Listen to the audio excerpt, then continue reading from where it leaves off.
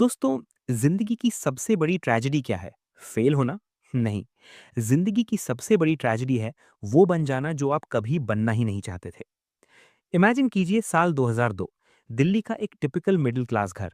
एक 20 साल का लड़का है।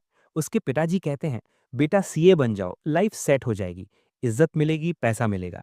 वो लड़का ओबीडियंट है, वो पढ़ता है, रात दिन एक करता है, और वो इंडिया का one of the youngest CS बन जाता है, सिर्फ 21 साल की उम्र में। लोग कहते हैं, वाह, जीनियस है। उसको सिटी बैंक में नौकरी मिलती है, फिर केपीएमजी में नौकरी मिलती है, टाई पहनता है, सूट पहनता है, एसी ऑफिस में बैठता है। दुनिया की नज़र में वो सक्सेसफुल है। लेकिन उस लड़के के अंदर एक घुटन है, सफोकेशन है। जब वो एक्सेल शीट्स देखता है तो उसे नींद आती है। जब वो ऑडिट करता है तो उसे लगता है वो अपनी आत्मा बेच रहा है। एक दिन वो अपने बॉस के कमरे में जाता है और कहता है, आई क्विट। लोग कहते हैं, पागल है क्या, इतनी अच्छी नौकरी छोड़ रहा है, सीए की डिग्री कचरे में डालेगा। वो लड़का कहता है, हाँ, क्योंकि मुझे अकाउंटेंट नहीं, मुझे बजाना है। ये लड़का कोई और नहीं, अमन गुप्ता है। वो आदमी जिसने बोट बनाया, जिसने इंडिया को सिखाया कि बेस क्या होता है, जिसने एप्पल और जेबीएल जैसे जायंट्स के मुंह से मार्केट छीन लिया। लेकिन ये कहानी शार्क टैंक वाले अमन की नहीं है। ये कहानी है उस आइडेंटिटी क्राइसिस की जो हर इंडियन स्टूडेंट फेस करता है। ये कहानी है मार्केटिंग के उस ब्रह्मास्त्र की जिसने एक छोटी सी केबल कंपनी को 10,000 करोड़ का ब्रांड बना दिया। आइए देखते हैं कैसे एक बोरिंग अकाउंटेंट इंडिया का सबसे कूल सीएमओ बना। यह है उनका मैप, प्लान और route. Chapter 1, the CA trap and the first failure, 2002 to 2013। The burden of expectations. Aman Gupta की शुरुआत वहीं से होती है जहां से हम सबकी होती है, प्रेशर। दिल्ली का लड़का, पिताजी चाहते थे बेटा सीए बने। अमन ने सीए क्लियर तो कर लिया, लेकिन उन्हें पता चल गया कि ये मेरी दुनिया नहीं है। उन्होंने देखा कि कॉरपोरेट दुनिया में लोग सिर्फ मशीन्स हैं। उन्होंने सोचा, अगर मैं यही करता रहा तो मैं अमीर तो बन जाऊंगा लेकिन खुश नहीं रहूंगा। The first rebellion, advance Telemedia. 2005 में उन्होंने नौकरी छोड़ दी। उन्होंने अपने पिताजी के साथ मिलकर एक बिजनेस शुरू किया, एडवांस टेलीमीडिया। ये कंपनी क्या करती थी? ये फॉरेन ब्रांड्स जैसे सेनहाइजर, टेलेक्स को इंडिया में लाती थी और बेचती थी। यहाँ अमन ने पहली बार ऑडियो की दुनिया देखी। उन्होंने देखा कि लोग स्पीकर्स और हेडफोन्स पर पैसा खर्च करने को तैयार हैं। बिजनेस अच्छा चल रहा था, लेकिन फिर 2008 का रिसेशन आ गया। मार्केट गिर गया। अमन का बिजनेस मॉडल इन्वेंट्री हेवी था, मतलब उन्होंने बहुत सारा सामान खरीदकर गोडाउन में रख लिया था, लेकिन बिक नहीं रहा था। रेंट देना था, सैलरी देनी थी। एडवांस टेलीमीडिया फेल हो गई। The humility, back to school. एक फेल्ड बिजनेसमैन, एक सीए जो अकाउंटिंग नहीं करना चाहता। अमन वापस जीरो पर थे। उन्होंने सोचा, मुझे बिजनेस सीखना पड़ेगा, तो किसे काम नहीं चलेगा। उन्होंने एमबीए करने का फैसला किया। वो Kellogg school of management USA गए। वहां उन्होंने मार्केटिंग की एबीसीडी सीखी। उन्होंने सीखा कि प्रोडक्ट बिकता नहीं है, प्रोडक्ट की कहानी बिकती है। The Trojan horse, JBL stint. MBA के बाद अमन ने अपना खुद का स्टार्टअप नहीं किया, उन्होंने जॉब की। कहाँ? जेबीएल में, हारमन इंटरनेशनल में। ये अमन की लाइफ का सबसे इंपॉर्टेंट फेज था। जेबीएल में वो सेल्स डायरेक्टर थे। उन्होंने अंदर से देखा कि एक बड़ा ऑडियो ब्रांड कैसे काम करता है।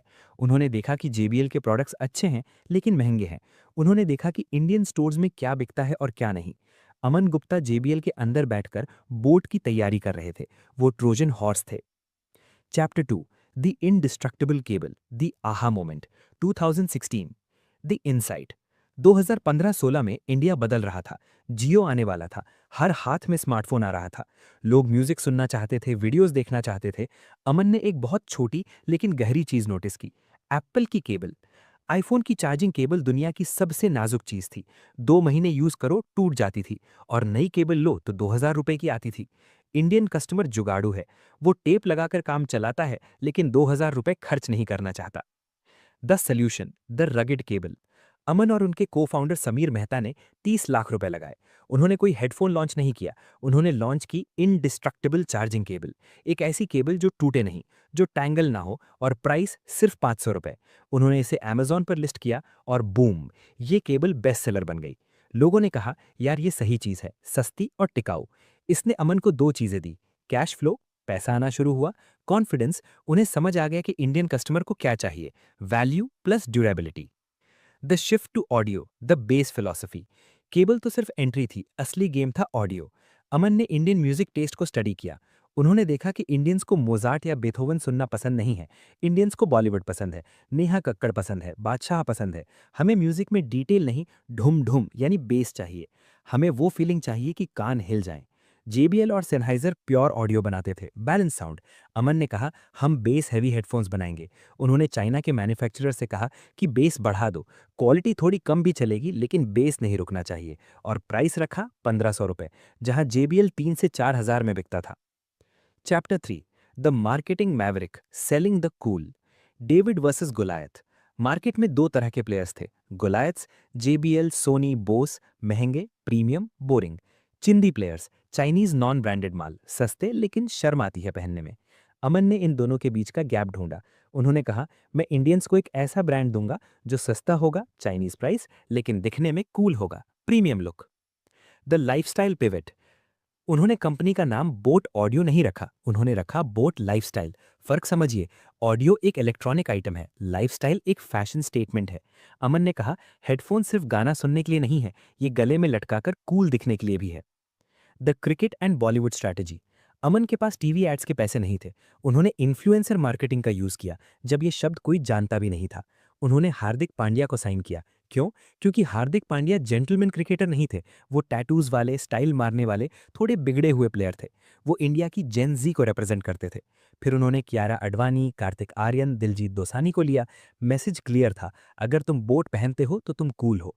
उन्होंने बोटेड्स नाम की कम्युनिटी बनाई। लोग इंस्टाग्राम पर फोटो डालने लगे, hey guys got my new Boat rockers. ये सोशल करेंसी बन गया। The digital first approach. Aman ने ऑफलाइन डिस्ट्रीब्यूशन पर टाइम वेस्ट नहीं किया। उन्होंने सिर्फ अमेजॉन और फ्लिपकार्ट पर फोकस किया, क्योंकि वहां दुकान का किराया नहीं देना पड़ता था। उन्होंने परफॉर्मेंस मार्केटिंग, फेसबुक और गूगल एड्स पर पैसा लगाया। हर 1 रुपए खर्च करके उन्हें 4 रुपए का रेवेन्यू मिलता था। 2019 आते आते बोट इंडिया का नंबर 1 ऑडियो ब्रांड बन गया। जेबीएल, सोनी सब पीछे रह गए। Chapter 4, the shark and the national icon, 2021 present. The shark tank explosion. Boat बड़ा बन चुका था, लेकिन अमन गुप्ता अभी भी सिर्फ कॉरपोरेट दुनिया में जाने जाते थे। 2021 में शार्क टैंक इंडिया आया। अमन गुप्ता ने वहां वो किया जो उन्होंने बोट के साथ किया, रिलेटेबिलिटी। वो वहां ज्ञान देने में ही गए, वो वहां दोस्त बनने गए। उनके डायलॉग्स, हम भी बना लेंगे, मत सोचो मना कर दो, हाँ मैं दे दूंगा, ये डायलॉग्स मीम्स बन गए। अमन गुप्ता घर घर में अमन भाई बन गए। इसका असर बोट पर हुआ। शार्क टैंक के बाद बोट की सेल्स में मैसिव जंप आया, क्योंकि अब लोग ब्रांड नहीं, अमन गुप्ता का प्रोडक्ट खरीद रहे थे। Make in India, the patriotism. Aman पर एक इल्जाम लगता था कि तुम सिर्फ चाइना से माल लाकर बेचते हो, रीब्रांडिंग। ये सच भी था शुरू में, लेकिन अमन ने इसे बदलने का ठाना। उन्होंने डिक्सन टेक्नोलॉजीज के साथ जेवी किया। उन्होंने कहा हम इंडिया में बनाएंगे। आज बोट के millions of products made in India है। उन्होंने मैन्युफैक्चरिंग चाइना से इंडिया शिफ्ट कर दी। ये एक बिजनेसमैन का पेट्रियोटिज्म था। The IPO dream. आज बोट की वैल्यूएशन 10,000 करोड़ के आसपास है। अमन गुप्ता अब आईपीओ की तैयारी कर रहे हैं। वो चाहते हैं कि बोट एक ग्लोबल ब्रांड बने। वो चाहते हैं कि जैसे अमेरिकन्स एप्पल पर गर्व करते हैं, इंडियंस बोट पर गर्व करें। Conclusion, the audacity of the middle class. दोस्तों, अमन गुप्ता की कहानी हमें बिजनेस और जिंदगी के 3 सबसे गहरे लेसन देती है। पहला, आइडेंटिटी इज अ चॉइस। वो एक सीए थे। अगर वो चाहते तो कंफर्टेबल लाइफ जी सकते थे, लेकिन उन्होंने अपने इनर वॉइस को सुना। अगर आप वो काम कर रहे हैं जिसमें आपका दिल नहीं है, तो आप कभी ग्रेट नहीं बन पाएंगे। Don't be a prisoner of your past degree. दूसरा, listen to the customer, not the text book. Text book कहती है क्वालिटी इज किंग। अमन ने देखा इंडियंस को बेस चाहिए और सस्ता चाहिए। उन्होंने ऑडियो फाइल क्वालिटी नहीं दी, उन्होंने मास अपील दी। जो कस्टमर मांग रहा है वो दो, वो नहीं जो तुम बेचना चाहते हो। तीसरा, marketing is story telling. Boat के हेडफोन्स शायद टेक्निकली दुनिया के बेस्ट नहीं होंगे, लेकिन बोट की कहानी बेस्ट है। उन्होंने एक कमोडिटी, हेडफोन को एक इमोशन बना दिया, कूलनेस। आज जब आप सड़क पर किसी को बोट का हेडफोन गले में लटकाए हुए देखते हैं, तो याद रखना, वो सिर्फ म्यूजिक नहीं सुन रहा, वो एक स्टेटमेंट दे रहा है। और वो स्टेटमेंट एक ऐसे लड़के ने लिखा है जिसने एक्सेल शीट्स को फाड़कर गिटार उठाया था।